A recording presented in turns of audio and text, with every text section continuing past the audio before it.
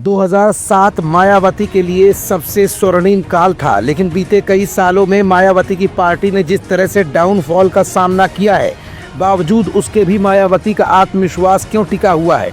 मायावती ने अपने भतीजे आकाश आनंद को पार्टी से निकाल अपना पुराना रूप क्यों दिखाया और दोबारा मायावती ने बसपा की कमान बड़ी मजबूती के साथ संभालने के लिए छोटे दलों को क्यों चुनौती दे डाली है? होली के ठीक बाद मायावती ने प्रेस कॉन्फ्रेंस कर 2007 की ताकत का एहसास दोबारा कराने की कोशिश तमाम पार्टियों के सामने क्यों की? ये कुछ ऐसे सवाल है जिनका जवाब अपनी आज की इस रिपोर्ट में हम आपको दिखाएंगे भी और बताएंगे भी। दरअसल प्रेस कॉन्फ्रेंस के दौरान माया ने रिश्ते नातेदारी से पार्टी को अलग करार देकर आकाश आनंद प्रकरण से आगे बढ़ने के संकेत अब दे दिए हैं, जो ये साबित कर रहे हैं कि माया दोबारा फुल फॉर्म में लौटती हुई नजर आ रही हैं। वहीं बसपा के खिलाफ छोटे दलों को खड़ा किए जाने का आरोप भी माया ने जमकर लगाया है। इसे आजाद समाज पार्टी और चंद्रशेखर आजाद पर निशाने के तौर पर देखा जा रहा है। बसपा प्रमुख ने साफ तौर पर कहा कि मुझे बहुजन समाज पर भरोसा है, उनका साथ हमेशा मेरे समर्थन में रहेगा। बहुजन समाज पार्टी की राष्ट्रीय अध्यक्ष मायावती ने प्रेस कॉन्फ्रेंस कर जोरदार हमला अब बोल दिया है।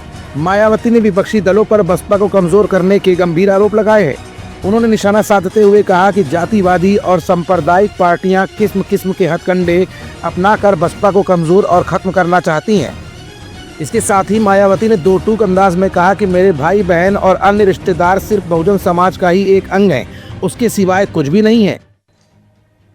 वैसे भी मेरे भाई बहन व अन्य रिश्ते नाते आदि मेरे लिए केवल बहुजन समाज का ही एक अंग है।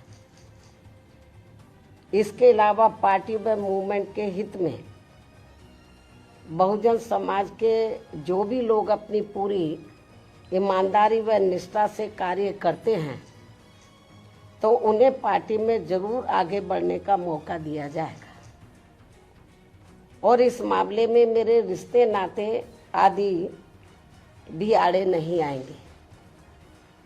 यहाँ मैं सावधानी के तौर पर ये भी बताना चाहूँगी कि पिछले कुछ वर्षों से सत्ता व विपक्ष में बैठी सभी जातिवादी, सांप्रदायिक व पूंजीवादी पार्टियां